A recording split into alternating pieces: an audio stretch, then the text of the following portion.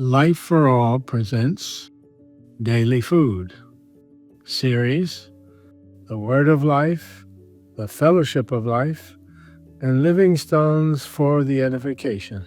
The Epistles of John and Peter. Title of Book 5, The End is Near, by Pedro. Week 1, The Shepherd and Overseer of Your Souls. Thursday, Submission to Authorities. Read with prayer.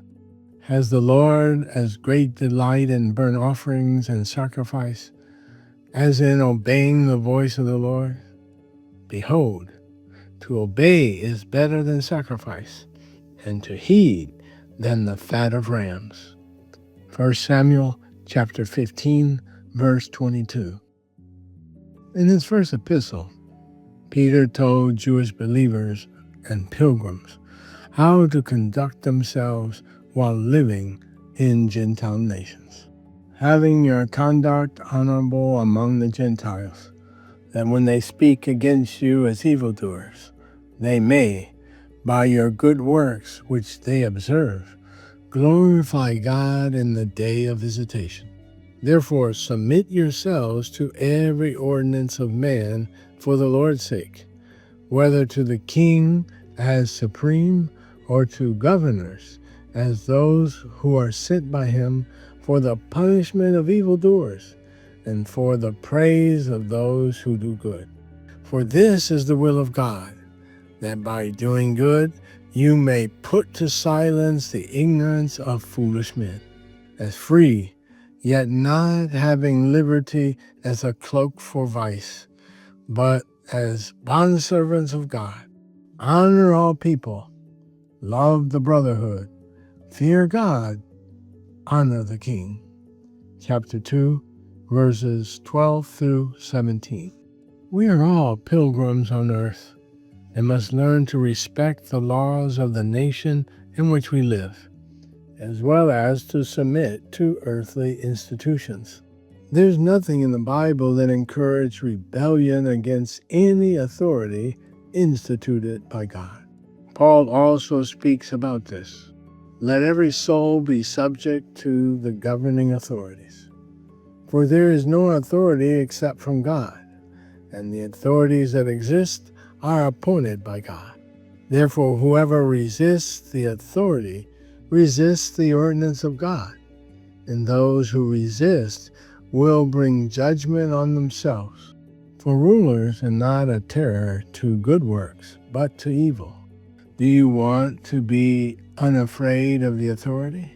Do what is good, and you will have praise from the same. For he is God's minister to you for good. But if you do evil, be afraid. For he does not bear the sword in vain. For he is God's minister, an avenger to execute wrath on him who practices evil. Therefore, you must be subject, not only because of wrath, but also for conscience' sake.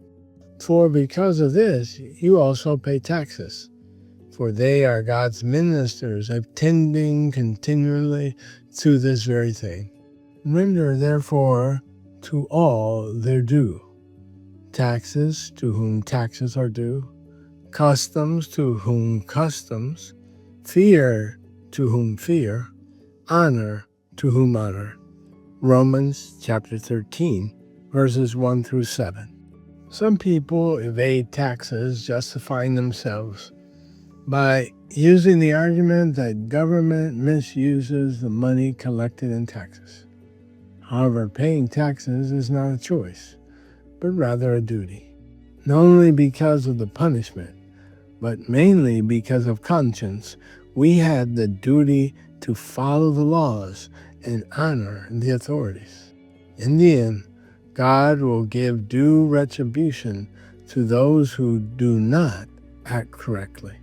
We live in a democracy that highly values freedom of expression. Everyone has the right to say what he thinks. However, let us remember that we have a Lord who rules over us. Therefore, we should not use our freedom in a malicious and evil way. Rather, let us live as servants of God by treating each other with due honor and by keeping slander and defamation far from us, for they are instruments of the devil. One day, we will all give an account to the Lord. 2 Corinthians chapter 5, verse 10. It is very important that we learn the lesson of submission to authority. God has never blessed a rebel, someone who opposes an established authority. When it comes to politics, we can have opposing views, but we should never dishonor an authority. The spirit of rebellion comes from Satan, not from God. We should never choose the path of rebellion. We have the examples of David and Saul. Saul was appointed king over Israel by the Lord. 1 Samuel chapter 15, verse 1. The king must follow God's direction regarding the nation, because the one who truly rules over his people is the Lord. Even though God has established a person as an authority, he must be attentive to his word.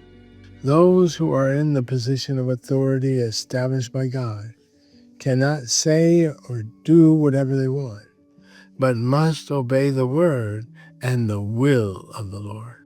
Soon after Saul was anointed king, God revealed to him his will to destroy Amalek. 1 Samuel chapter 15, verse 2. Then commanded, "Now go and attack Amalek, and utterly destroy all that they have, and do not spare them, but kill both man and woman, infant and nursing child, ox and sheep, camel and donkey."